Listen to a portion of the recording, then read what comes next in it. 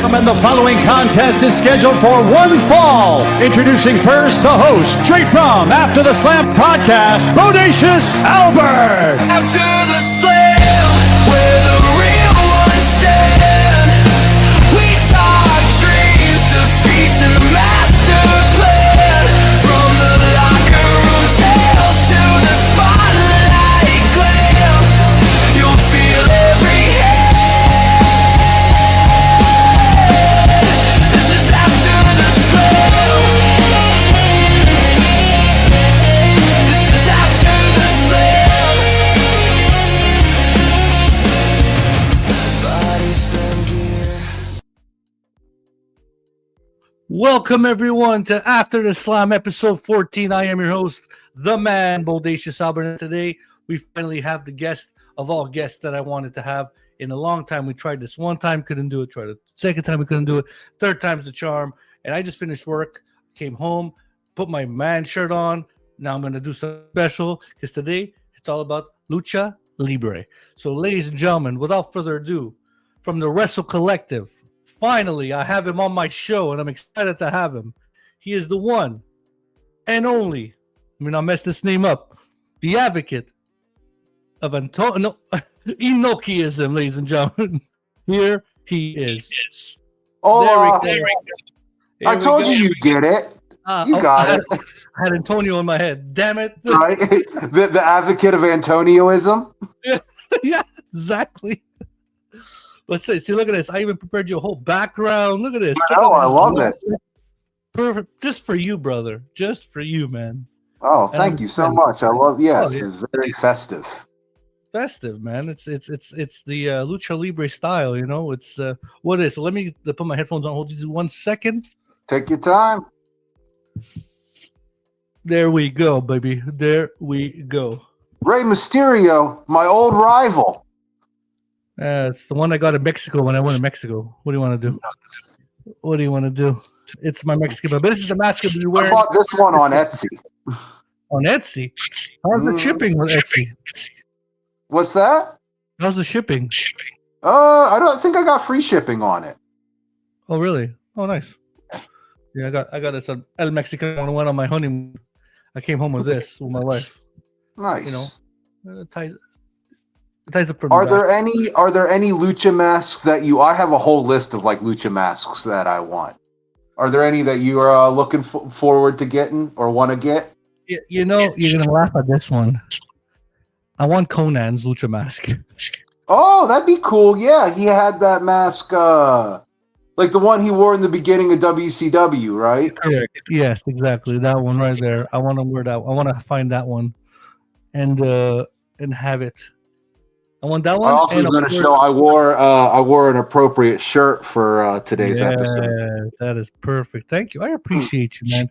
Thank you for taking the time to be on the show. You know, I know it's a Wednesday night. Usually I do my shows on Sunday, but with our schedule, your schedule, I want to be respectful to you, buddy, and make sure you are early on the show and be on the show because I want to have you here. Like I respect you guys and the Wrestle Collective, you know, all the whole team over there, your podcast as well.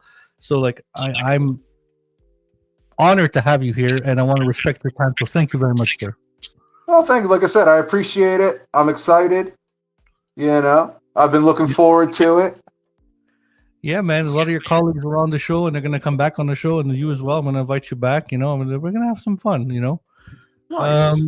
That's it. So let's ring the bell. Let's get this party started. You know, that's how I start the night. So, Advocate, Yes. explain me your name, please. Do you know what? Have you ever heard the term Inokism before? No. I mean, obviously you've heard of Antonio Inoki. Yes. So, yes. In the late 90s and the early 2000s, there was a huge boom of mixed martial arts in Japan, and shoot style pro wrestling. And so basically the simple answer is Inokism is Antonio Inoki's idea, which was basically have pro wrestlers do real MMA fights and have MMA fighters come and do pro wrestling matches. Okay, was this like a company he started doing it, or This is in New Japan, yeah. So Antonio Inoki founded New Japan Pro Wrestling sure. in 1972. Okay, and he brought that. Was it a style that he brought to the Inokism? Did he bring it to the company, or did he? Yeah, well, he was the owner, so it was more of a mandate than a style. Okay. Yeah. Yeah, so Okay. basically, like Antonio Inoki, he was always obsessed with like the idea of legitimacy. Like he was like, oh, like pro wrestling is a legitimate fighting style. And so through his career, he would oftentimes have like challenge matches that were worked, usually. Mm. But he famously he fought Muhammad Ali. He fought, like champion kickboxers and like judo players and like other martial arts styles to sort of prove like, oh, like pro wrestling is the strongest martial art. Sure. Do you have But yeah. do you have like a background going on right now? Like, because I hear myself in your background. No, I don't have anything going on. What's going on my end? Yeah, I don't know. Okay. You hear, my bad. No, you're good. I hear like an echo. Oh yeah, no, it's just me in the room. But do you have like an app of YouTube on or something? No, I don't think so. Let me check real quick. Yeah.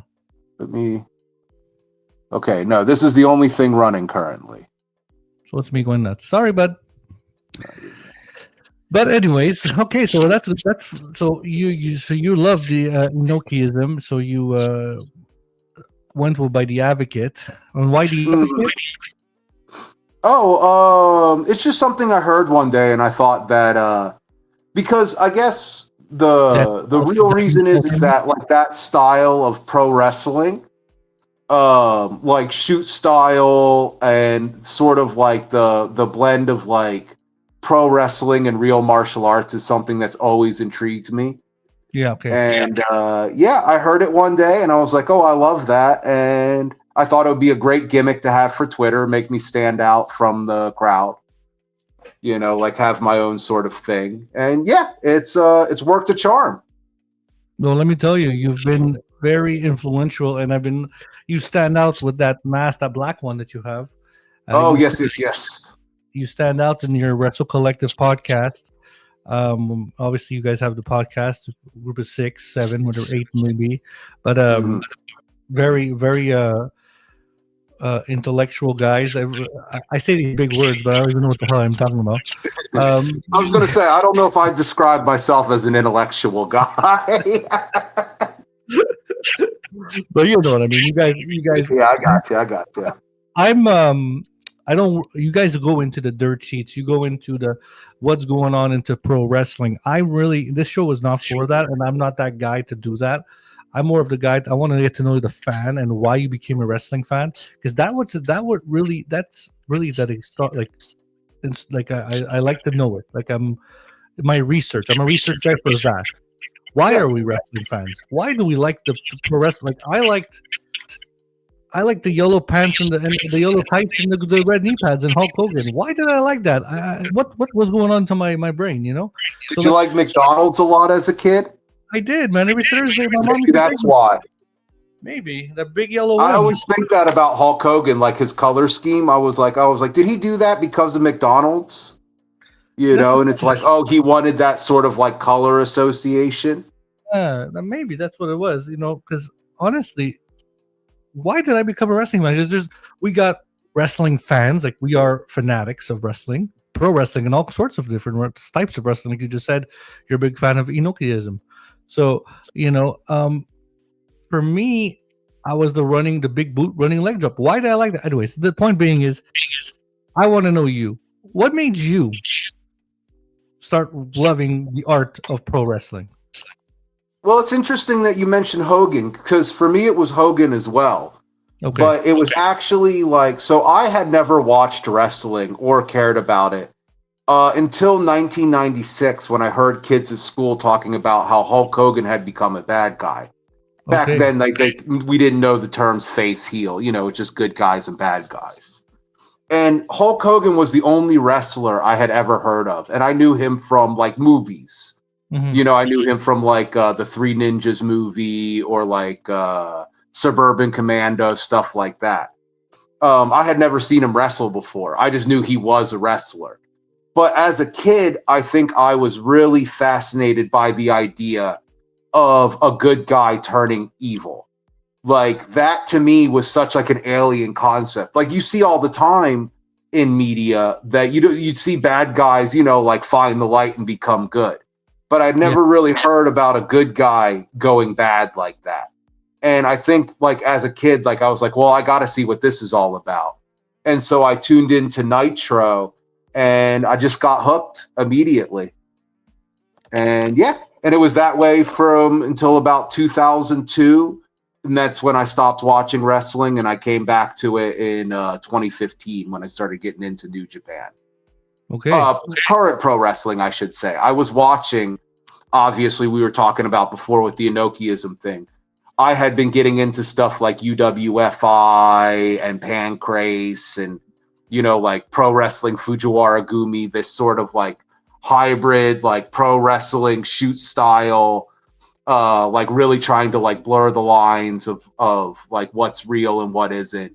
And I found all of that stuff really intriguing. And in a roundabout way, that's what got me to check out current day New Japan about 10 years ago. But what really made you go through that research? Because you know when people become a wrestling fan back in that day, that time, right? We had WWF, WWE, WCW, and then TNA came up. TNA came up that time. Nobody really the American Canadian, like you're American, I'm Canadian. The American style pro wrestling fan didn't the how do I say this? The norm, like the norm was to go towards there.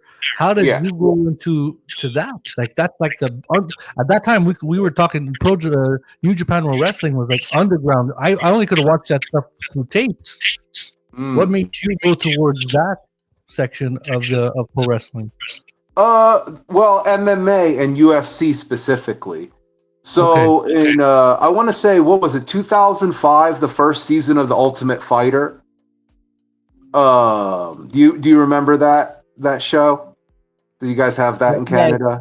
Yeah, the Ultimate Fighter one is. I look like a Tough Enough kind of thing, but it was just UFC fighters and Yeah, Brock so yeah, it Lesnar. was like Tough Enough, but with the UFC. Yeah. So I watched that season finale, and then I got really interested in MMA. And once you start digging into MMA, especially at that time, there was a company called Pride Fighting Championships. Okay. That was from Japan, which was way bigger than the UFC was at the time. Like they would have like shows with like 50,000 people at them. And Pride was the Thunderbolt, right? There was a Thunderbolt. Yes, yeah, the fist with the Thunderbolt. Yes, yes, exactly. Okay.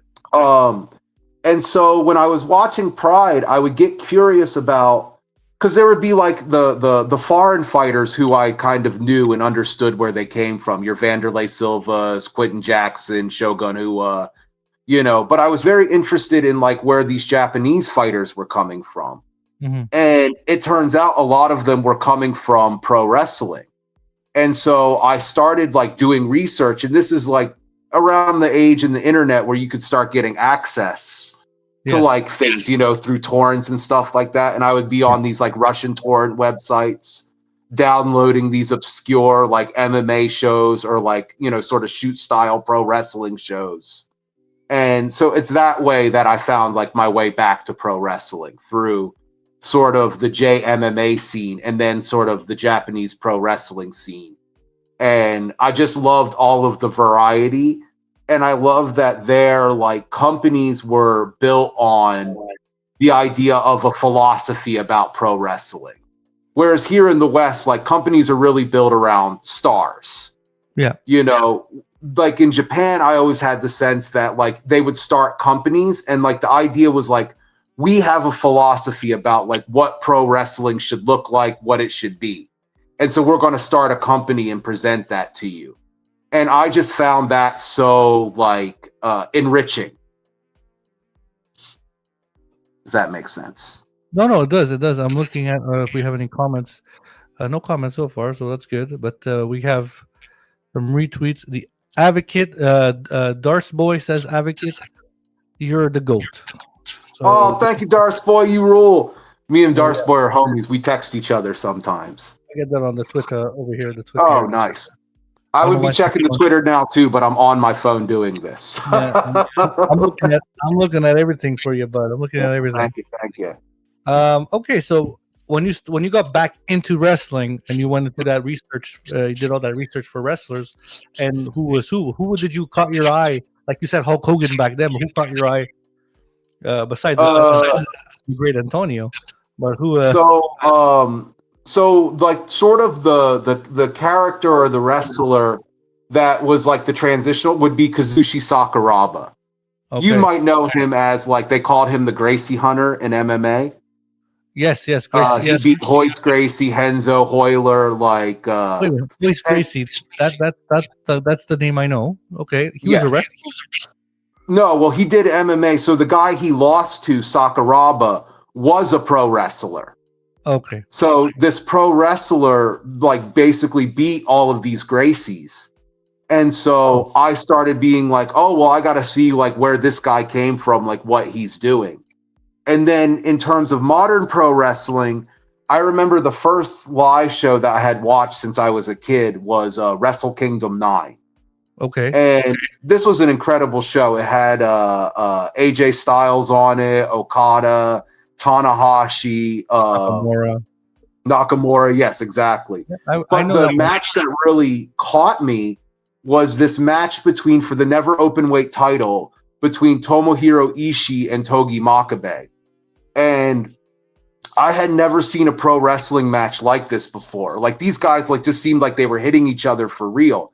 But instead of like selling it or anything, they're just like looking at each other. I'm like, oh, this guy hits you full force, and you're looking at him like he's nothing. And I just thought that was so badass, like, and it was just like, I remember by the end of the match, and this is in the middle of the night, like I'm standing on my couch. I'm like, let's go, like, but and so after that, I was hooked into New Japan Pro Wrestling, and that's what sort of started me on this journey. I'm also a person, I like to, like, when I get into something, I tend to hyperfixate on things. Mm-hmm. So, like, when I was into MMA, I was researching, like, looking for all of this obscure stuff. So it's the same thing with me in pro wrestling now. If I get into something, I really get into it. No, it's you go. I'm noticing that. I think you go all the way and you do your research, you do your due diligence, and you search what you want, what you like, and I like that. That's and I can't debate with you because I'm already off the bat know more than me in what I'm thinking, because I've been a wrestling fan all my life, but I never did that research or never did that. Well, and it's just different strokes for different folks. Things like, it's like, for example, I couldn't tell you who main evented a WrestleMania 10 years ago. Like, I'm not a huge fan of like the WWE style. I don't disrespect it or anything, it's like, just to each their own. Like, that's why I think there should be lots of different styles of pro wrestling. Sure. But in that sense, it's like somebody's like, oh, remember this match or that match, and I've never seen it before. So like a lot of the stuff, like John Cena is a great example of that. Like, I didn't grow up watching this guy. So it's like, oh, when somebody's like, oh, remember this or that great John Cena moment, I generally don't, because I was like, oh, I haven't seen it. So you were in the dark side the whole time. Like, you were the fan, that Japanese wrestling fan that you were in there. And I still am. I still, anybody who asks, it's like, oh, what's your favorite pro wrestling promotion? I still say New Japan on just like, they're the ones who brought me to the dance. Like, they're the company I'm loyal to. See, for me, New Japan, when I started watching it and started seeing commercialized, it was just a couple of years ago. I'm a big Kenny Omega guy. So I started watching Kenny Omega when he was with the Golden Lovers. I forgot the name. Yes, with Kota Ibushi. Kota Ibushi, the tag team. When he was that tag team, when he was wearing little underwears, and then he became the cleaner, and he joined the Bullet Club, and the Bullet Club was that name Bullet Club was like starting to like get noticed in America and Canada, Yes. And when I started hearing about that, that's where I did research and think, hey, Brock Lesnar went to New Japan. Hey, Kurt Angle went to Goldberg. What the hell's Goldberg doing there? Then I went even deeper. Goldberg, technically, I believe he went to All Japan, not New Japan. Japan, and regardless. Yeah, he went to Japan. That is correct. Like, he either went to All Japan or Hustle. I can't remember. And then I went even deeper, and I was watching Vader matches, and because I know Big Van Vader from WCW and WWF, not New Japan. And then I saw Cactus Jack, and that's where I was doing my, oh shit, they were there years way before they came into commercialized America wrestling, So, Hulk Hogan with the Great Muta, for example, they had great match. That was, and Hulk Hogan was doing enziguris. Mm-hmm. It was doing drop kicks from the top rope. In America, Hogan never did this stuff. Yeah. So it's a black and white kind of thing. So, like back what I was saying, Kenny Omega was the one who brought me into watching New Japan and Japan wrestling, Japanese wrestling. Sorry, but into that. The viewers, and then of course when Chris Jericho leaves WWE, challenges Kenny Omega, that right there, New Japan went poof. Everybody started watching New Japan, and then I started the Natos and all the other. No, Nato is one of my favorite ones. The one the guy that does this there. What's his name? Yes. They do the eye thing. Yes, that's Naito. The eye thing, Nato, right? I'm not Naito. Yeah, you're close. Listen, my pronunciation is Canadian. Okay, You're good, brother. So we got a comment here. Let me bring this up here. Oh, here we go. We have a comment. Hogan's matches in Japan proves that he could wrestle. Yes, he could have wrestled. Yeah. Oh, what's up, Casa? We don't know who's behind there. It could be I don't know, Cassidy 18 Studios. That's JJ. Yeah. I got you. JJ was on my show. Miss you, JJ. But yeah, so that's where me and JJ are supposed to go to GCW together next month. Next month. Oh, nice. Yeah, because they're coming to. I told him, I was like, "Oh, I'll go to the show, but I want to go with somebody who's like a GCW expert." Can help. Somebody who doesn't mind me like prodding them with questions. Yeah. Who's this guy? Who's that guy? Why are they doing this? Why not?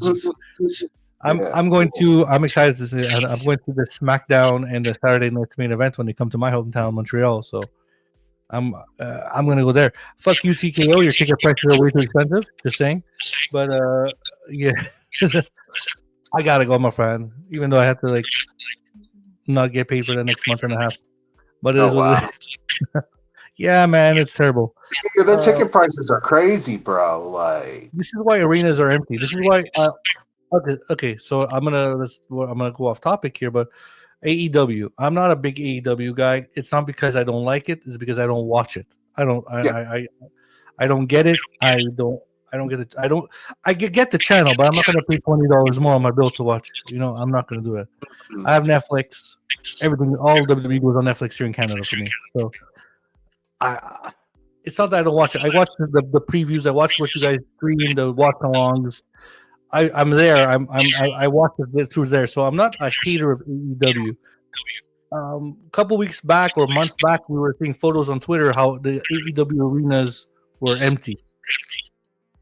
WWE is doing the same. It's going to get there too, So with these ridiculous ticket prices, the state of pro wrestling in TKO's hands is very dangerous. Yeah. Anyway, I mean, you can see that they're one of the reasons why, we were talking about before, how I was a huge UFC and MMA fan. But they're probably one of the reasons why I'm not anymore. I fell out of love. It wasn't all at once, but I fell out of love with UFC and MMA.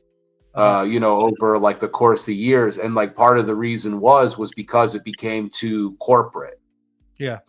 Which is something like one of the reasons why I have a hard time, like when I do watch WWE, I have a hard time getting into it. It's just because it has this sort of like corporate sheen to it that I find really off-putting. It's the same thing with the UFC. It's like the UFC has this corporate sheen to it, that I don't know. It doesn't resonate with me. Makes me feel like ill. Ill. Makes me sick. Makes me sick. All right. So right now, besides New Japan, I'm assuming you're an AEW guy before WWE. Oh yeah. I watch AEW weekly. Okay, and who's your guy in AEW at the moment? Konosuke Takeshita. He is the champion with Bandito coming hot on his heels. Bandito is. He's getting there. I didn't think this year, so right now Takeshita is in the lead for my wrestler of the year, and I didn't think that there was going to be anybody that could touch him. But Bandito has had such a phenomenal year. He's had his 2 matches with Hechizero, his match with Takeshita, like the incredible matches he's had as tag team champions with Brody King. That's it. I'm trying to connect the dots. I'm like, Bandito's the guy with Brody, right? That's a good. Yes. That's their Brodito. Yes, I was trying to connect the dots because I'm like, I don't want to sound like a non-knowledgeable guy on my own show. You're good. So it's like, Bandito's the guy with. There's nothing wrong. There's nothing wrong with not knowing something. Like when you don't know something, it's just a chance to learn something new. I was there. I had it. It was there. Okay, so and Takeshita, he's the New Japan Pro Wrestling World Heavyweight Champion at the moment, right? Yes, the IWGP World Champion. He won the G1 this year and beat Zack Sabre Jr. for the title. Why did they put that title on Zack Sabre Jr. in the first place? I don't get it. I have theories if you're interested. yeah, for sure. Go ahead. So, one of the reasons why I think that New Japan, I love Zack Sabre Jr. by the way. He's a shout out to my friend Ash. She's like the number 1 ZSJ shooter. But one of the things about New Japan is that I think that they are trying to change the style of their main event scene to be something that's more sustainable and also something that maybe is not as immediately appealing to the West. So that way they can hang on to their talent. So one of the things, I don't know if you've seen online, have you heard of Aaron Wolf yet? No. So Aaron Wolf, he is a young lion in the New Japan dojo. Okay. And he's a former gold medalist in judo. So he's a legitimate shooter.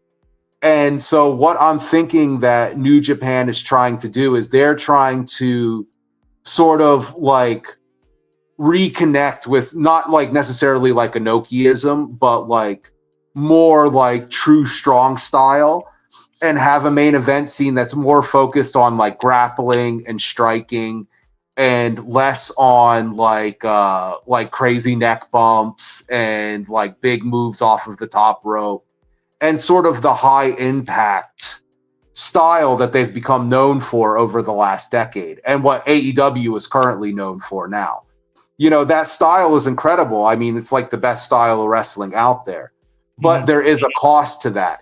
We see that with Kenny Omega and some of the guys. It's this style takes a real toll on your body and the longevity of your career. Whereas Zack Sabre Jr., what he does, this guy can be wrestling in his 70s.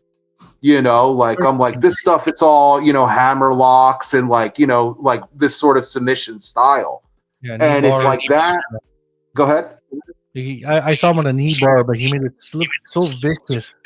How do you make a knee bar look so crippling? And he does it. So he's an incredible wrestler. I'm a huge fan.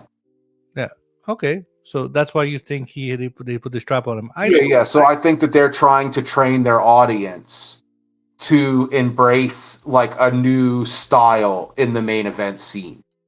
Okay. See, for me,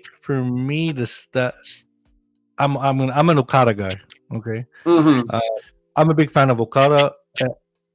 I've watched his matches. I've watched his rivalries. His storytelling is impeccable. what he's doing in AEW though, I think it's trash. No offense.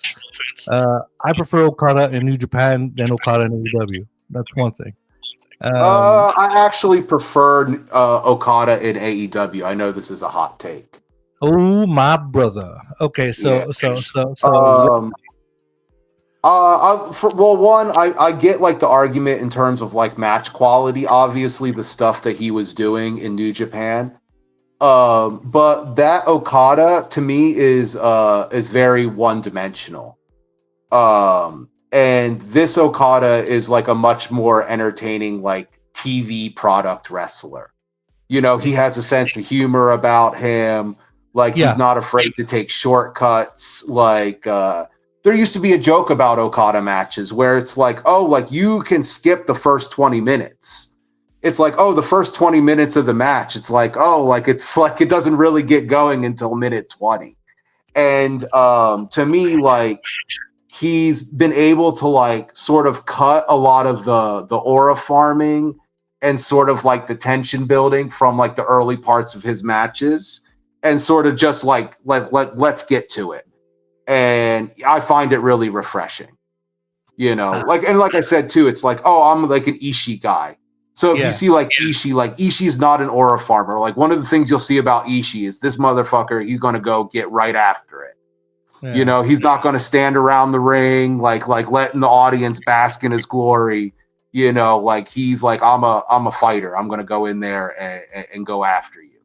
And I like that aspect of like how Okada has been able to like change his character and also find something that is more sustainable that will keep him wrestling longer.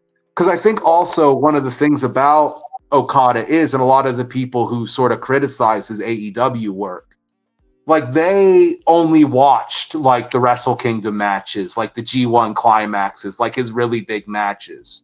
Like they don't watch the touring shows. It's like most of the time in New Japan, Okada was in 8-man tag matches, 10-man tag matches, you know, and they do that so they could preserve him. So he could. So I think that it's unfair for people to expect this guy to wrestle like Okada versus Omega at Dominion to do that every week. I think that, you know, like that's a lot to ask of any performer. Advocate, I'm not saying if you think I'm not saying you were. You were saying that. Like there's nothing wrong with preferring his New Japan style either. No, I preferred his not even the way he's wrestling, like you say, preserve, like he's taking care of himself more. But how they presented him in New Japan was so perfect. I find his presentation in New Japan, if they could have just crossed it over and doing the same thing in AEW, he would have been AEW champion right now, in my eyes. You know, I don't know. Like the thing about it is that one of the things you have to remember too is like on a fundamental level, like AEW and New Japan are different. Like AEW is like a TV product. Like New Japan isn't. Like New Japan doesn't have a TV show. Like they film their touring shows, but like they're more of a big event. Like they're more of a live experience thing than they are a TV product. So it's like I don't know, because it's like I said, like with that version of Okada, it's like, what do you have him do week to week? Okay. Yeah, I don't know. I would have put the strap on him, and I would have built AEW around Okada, knowing that he was in my company. That's my take. I'm Okada guy. Kaza, again, I've got a very strong feeling that it's going to be Okada versus Takeshita in the finals of the C2. I believe that too, my friend. Yeah, it should be. That's what's happening now, right? The Continental or no? It starts tonight, actually. The blue and team I am and the so excited. I know that. The blue team and the goat team. I know that. And how weird is that we got Death Riders team on one color and a Don Callis team on the other color, all together at the same. Anyways, it's funny. Yeah, I don't watch it, but I know what's going on. Give me a break, ladies and gentlemen. Give me a break. All right, so but now I want to ask you. I know you're not a WWE guy, and this is usually we talk a lot of both. We talk about everything on the show here and after the farm. Mhm. If you have to pick a guy in WWE at the moment that caught your eye that you're actually liking, you have to pick one. I know you might not want to, but you have to pick one for me. Who would it be? Oh, Ray Phoenix. Ray Phoenix. See, Got it. Ray Phoenix. I feel like I don't know. I don't know. Maybe the WWE fans because they don't get a chance to see like how good he actually is. Like this guy is like literally one of the best wrestlers, like maybe top 10 wrestlers on earth. Wow, And that's a statement. like Okay. he's incredible. And yeah, I love Ray Phoenix. I want him to come back to AEW. You know, like let's I think forget the past guys. Like let Penta stay in WWE. He's doing great there. He's hurt now. But yeah, bring Ray back. We want you back, baby. Yeah, we're gonna see what they're gonna do with him. I saw they were gonna do something with him in AAA with Penta, but now with Penta getting hurt, I'm not sure that what direction they're gonna go. No, they had the Lucha Bros tag again. Yeah, but Penta's hurt now, so I don't know if that. Oh, I know, but I'm saying before he got hurt, they had a tag match with the Lucha Bros. It was awesome. You want Mr. Eat in AEW? No, I do not. Okay. This is trolling. We're being trolled right now by JJ. Mr. Eat to retire in my book, okay? Because you know what it reminds me of, and this is WWE talk again. I'm sorry. No, you're good. It reminds me of the Roman Reigns back when they were stuffing him down our fucking throats. This is what Jay, and either he stops botching every freaking match he's in, because he's botching everything, his promos, his matches, whatever. They need to make him just disappear a bit, and then maybe come back and change that heat, because that stuff. I changed the channel. I literally turned off my Netflix because Jay Uso is on my television. So you picked the wrong guy. You should have picked somebody else. You know who you should have picked? This guy. Let me get it. Yeah. You should have picked. Okay. Wait. Who was that? Say it. Oh. Who? Hold on. My camera again. Oh no, Damn. no, you're good. I'm here. All right, there he is. My camera turns off and off. This guy here. You didn't hear him? Yeah. Oh God. You know, I'll be honest with you. I'm not a big. I don't mind LA Knight. I hate the thing. Oh wow. Yeah, I don't like. And not just him. Like the same with Yeet.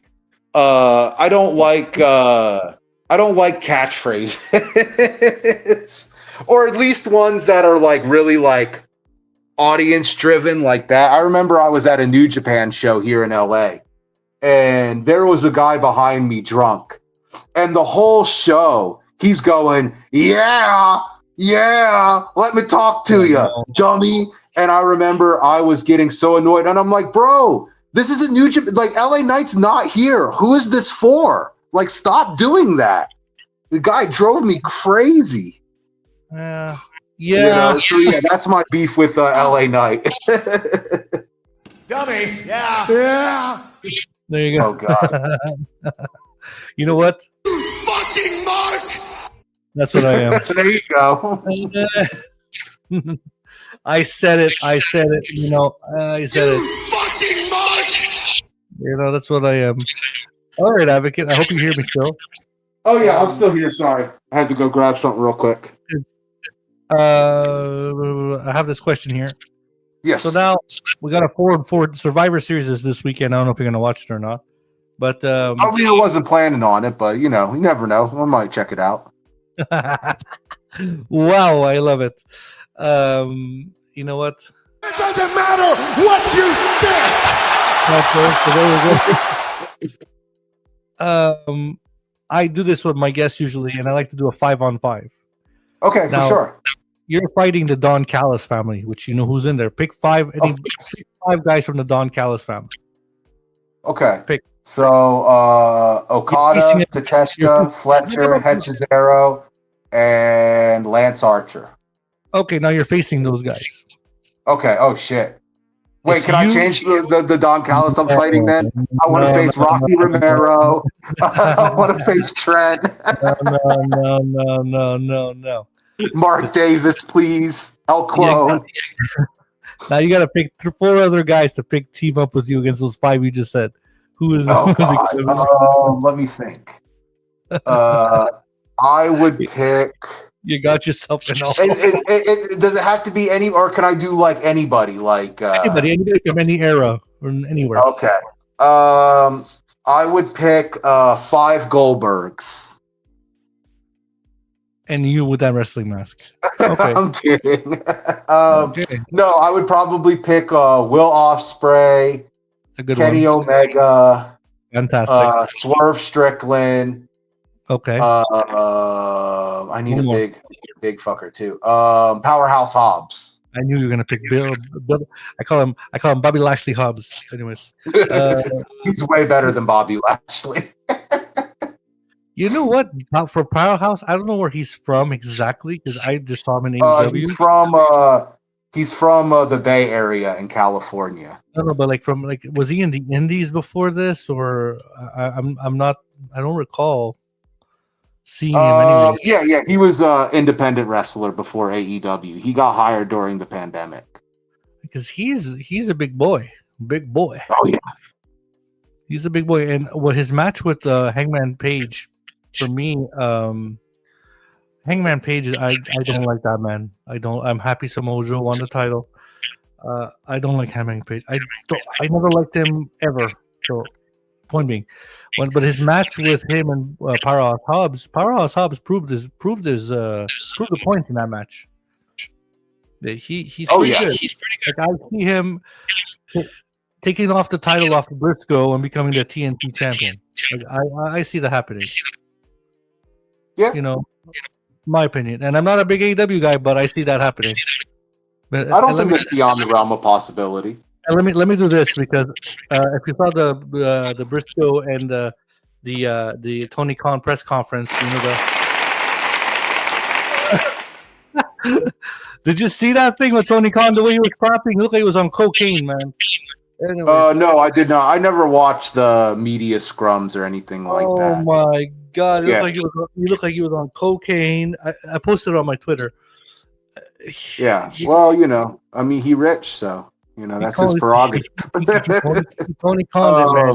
Tony Khan did. But anyways, okay. So who's going over your this match? Is it the Don Callis or is it your team? Well, my team. I'm on it.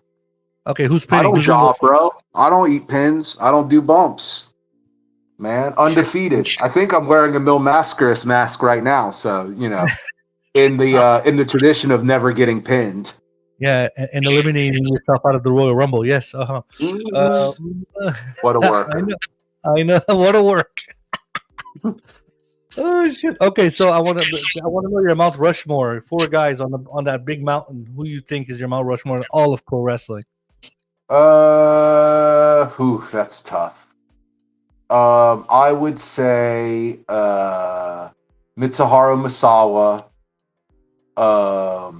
I would say I got to put Antonio Inoki on there, of course. Of course.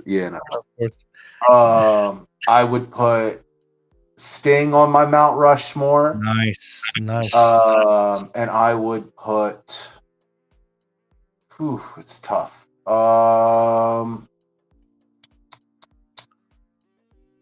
Who would be my last one? I'm trying to think of somebody like current who I think is like a Mount. Oh, Bryan Danielson. I would put Bryan Danielson. Oh, have you been watching my past shows or no? Wait, say it again. Have you been watching my past shows or no? I've seen some of your past shows. Yeah, of course. Okay, you know my opinion on Daniel Bryan or Bryan Danielson? No. What's your opinion on him? I must have missed this. I'm not gonna say this. I'm gonna say this. I mean, if that's that's Mr. Small Package you're talking about. Like, I love my MJF. Respect the goat. I don't know, man. Bryan Danielson, his wrestling talent, he's one of the best top 5 easy in the world. Okay, sad that he's semi-retired now. But the fact that we put him on a pedestal all the time, I can't agree with that. I just can't. I can't. It's I'm a I say Daniel Bryan. Sorry, Bryan Danielson Ring of Honor fan. When he went to WWE, I hated his fucking guts. I hated the. Oh, that's interesting. I hated. I mean, to be fair, I haven't seen that many of his WWE matches. I've seen some of his big ones.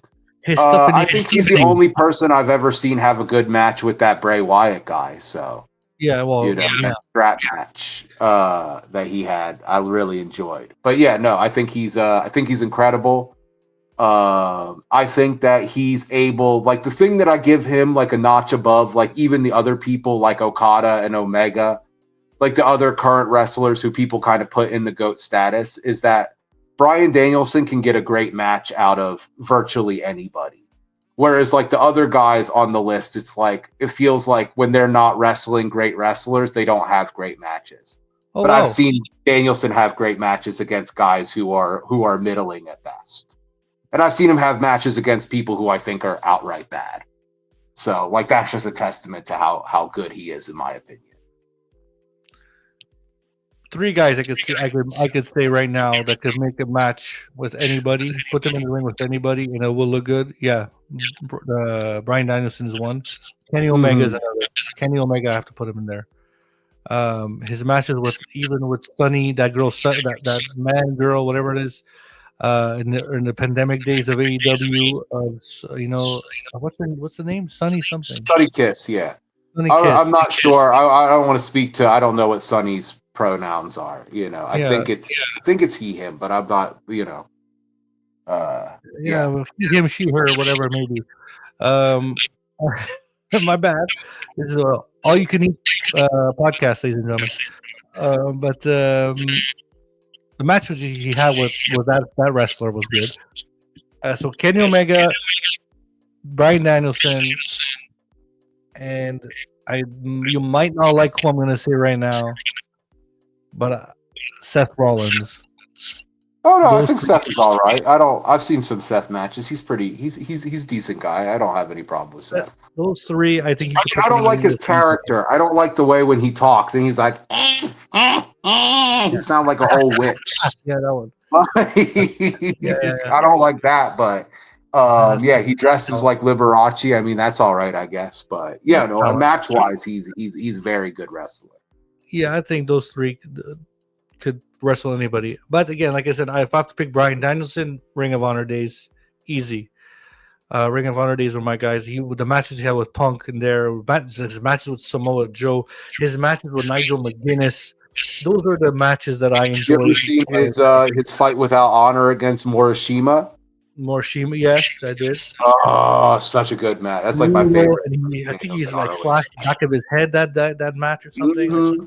It was those matches, the matches we had with Kamala. No, I'm kidding. He did get a decent match out of Kamala, though. Like, this is a testament to how good he is. It's like that might be the best Kamala match I've ever seen, to be fair. I totally agree with you on that one. But yeah, those matches there, I put them above anyone. The matches with WWE, yeah, some were good. But those matches he had in Ring of Honor were my thing. That's why, that's for me. That's in my head. That's all I have of Bryan Danielson. Everything in WWE, I find it was trash. Like, okay, his match with Triple H was pretty decent at best. There was some matches he had with Punk. It was okay. I preferred him in the tag team with Kane, for God's sake. Like those are the Bryan Danielson. But then his stuff when he came to AEW. That changed. That reminded me a lot of the good old Bryan Danielson in Ring of Honor. So, that's the only thing I can't put him on. I can't put Bryan Danielson on a Mount Rushmore. I can't put him on my top 5. It's because you were good once, and then you're fucked up, and then you're good again. This is my argument about the Undertaker, by the way. Oh, I don't put Undertaker on a Mount Rushmore. Yeah, I think no, but I was going to say, because a lot of people do, and my argument to the Undertaker is, I'm like, oh, the first third of your career is awful, and the last third of your career. I'm like, if only 1/3 of your career is good, you cannot be on any Mount Rushmore. It doesn't matter how good that 1/3 is. Absolutely. I'm like the other 2/3 are like the shits. There's we got more comments here. We got Jordan Slick Flair Carter who just retweeted the stream, and we got Grumpy. We got Grumpy saying, "Advocate, I know that guy." I know that guy too. What up, Grump? I DM'd you, Grumpy. Just DM me back. I would love to have you on my show, and so is Jordan. You guys, you gotta be interviewed by the. No, I'm not calling myself the great. The great man of Inokism. No, I'm kidding. All right, so we're gonna. It's already 50 minutes, and I don't want to take too much of your time because I think you guys have a show before Dynamite. Like the Fuse, yes. Well, Yes. it's not my show; it's our good friend Hannibal's show. Yeah, and I don't want, and I adore and I respect Hannibal so much, so I don't want to take any of his time away. I respect the fact that you took their time today, Advocate, to even be with me, and of course, I would like to have you on my show again without the mask. Yeah, of course, we've had a blast. So when you grow your beard a bit, just let me know. Just let me know. 2 more questions with you here. Your best storyline that you ever saw in pro wrestling? What would it, in any era, any any company, anywhere, storyline wise? What was your favorite? My favorite storyline, I would have to go with last year's All In build for Danielson and Swerve. The title versus career. Yep. Another reason why I think Danielson's the GOAT is because it's like so many of the matches he has, like, he's going to lose, but he's able in the course of the match to convince you that he can win, only to lose out in the end. And in this one, he flipped the script. I was so certain he was going to lose. He made me believe he was going to lose, and then was able to come back and like win the world title. I think it's just like that is one of the best matches I've seen Bryan Danielson have. It's incredible. The beginning, before the bell rang, but when he came out to the final countdown, that and again that fucking yes, I hope he stops doing it. That was one of the best matches I've seen Bryan Danielson do. Like that, I'll have to give him credit.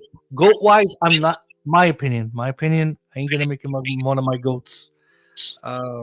My goats is the Bret Hart, but the Bret Hart of 1996, not the Bret Hart of today, because that's a whiny bitch. So, you know what I mean? Underrated. Who do you see underrated right now in any company? Underrated.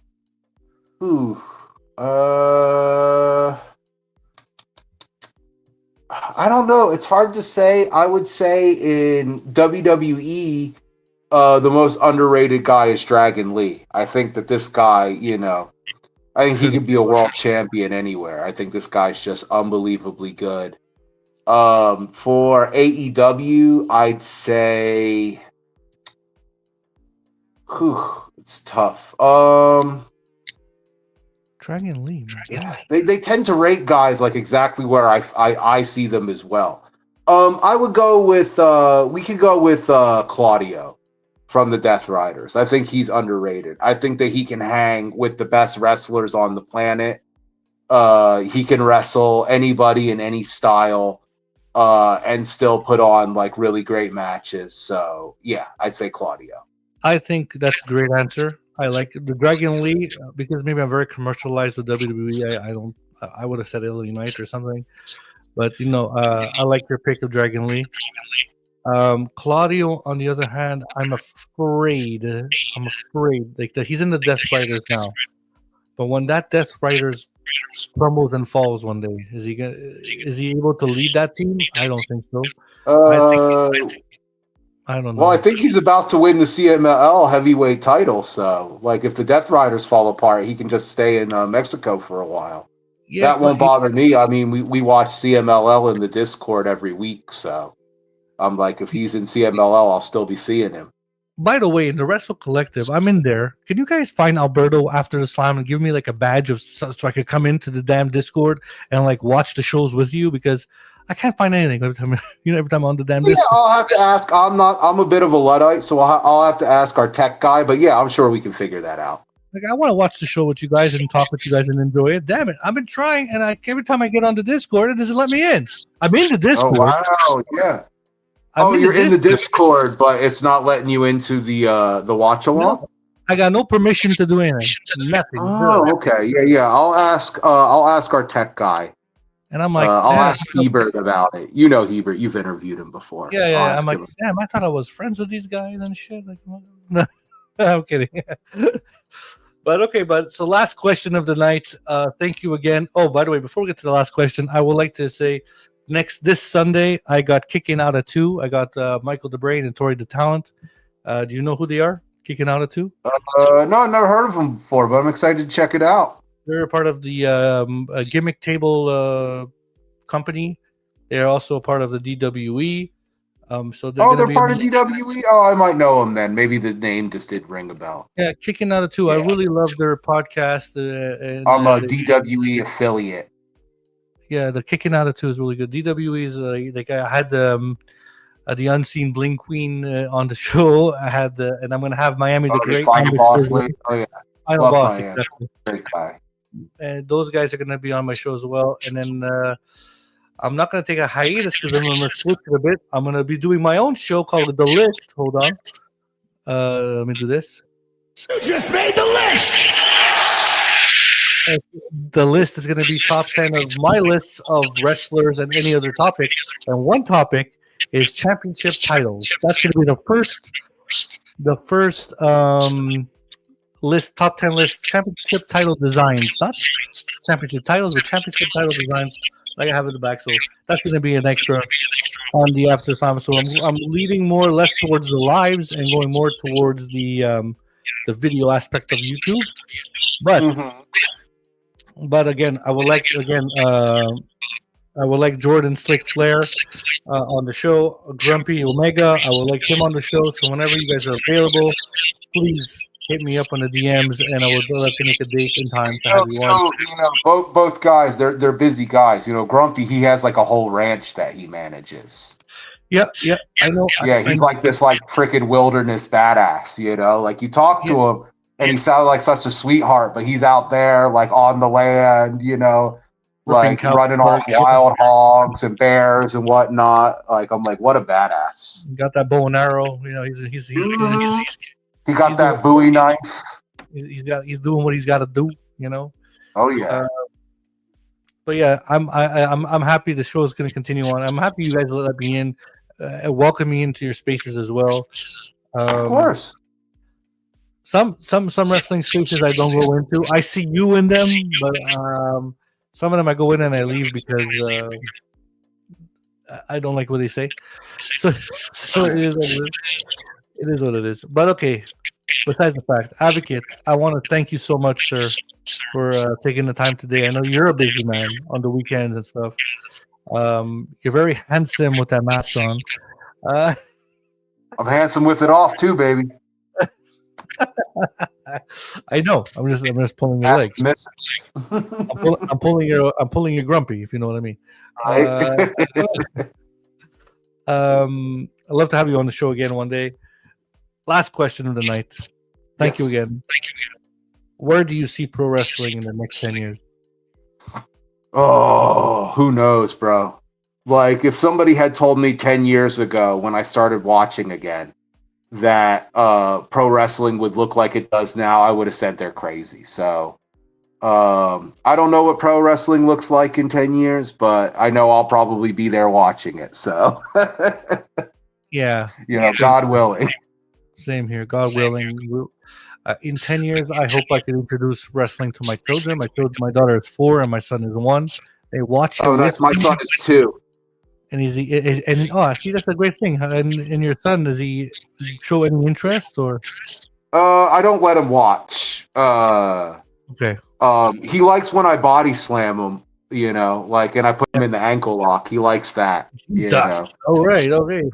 I'll be like, "You're in the ankle lock. There's no escape," and then he'll escape, and he'll be like, "I escaped." He'll rub it in. My kids like to be choke slammed.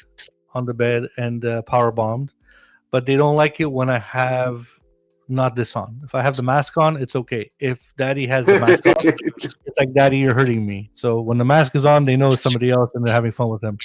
So,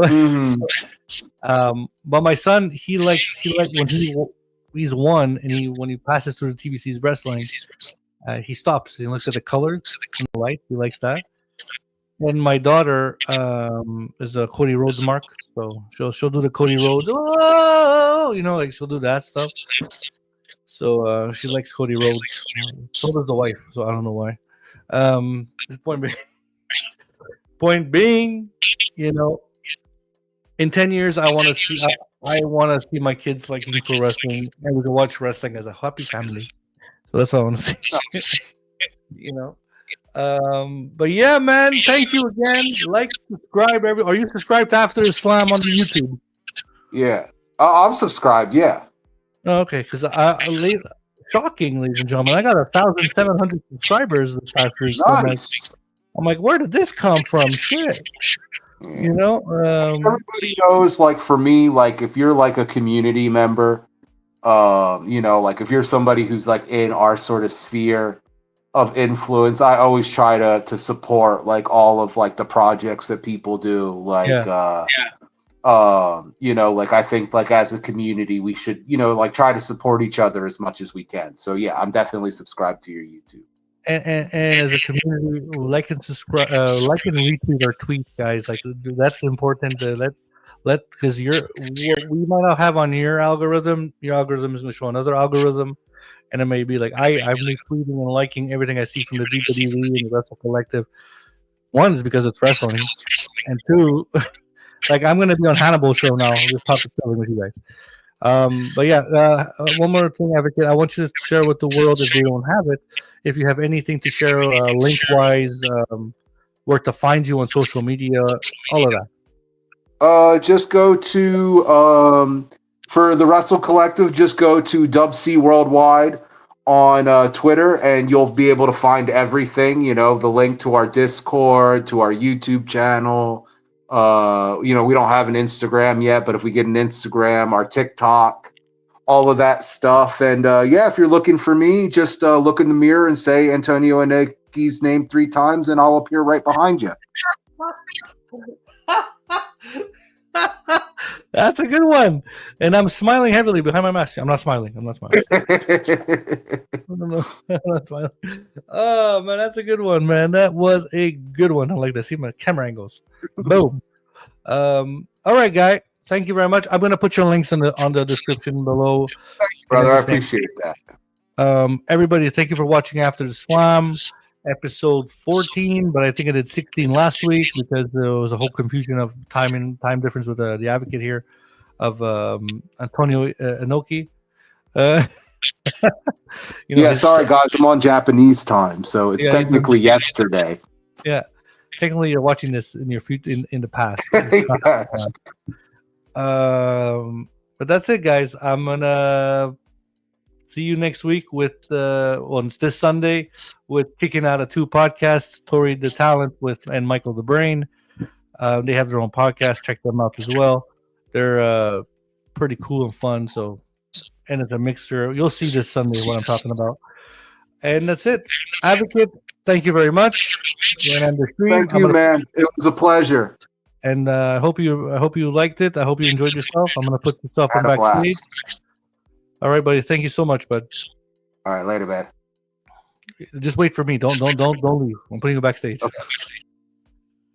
All right, ladies and gentlemen, thank you very much. That was Advocate of Antonio Inokism. No, just Inokism. And he's a good friend of mine in the Wrestle Collective. I enjoyed everything he's done and the Wrestle Collective. You got Hannibal Scores. You got Carlos Estrada. You have Jake Hubert. All these guys were on my show previously, and if you want to look back at the other shows, please just check out the live section or the video section on their YouTube channel. Of course, again, like and subscribe.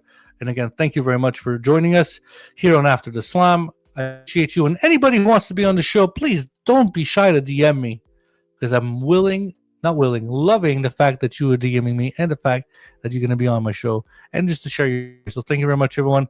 And I'll see you this Sunday on After the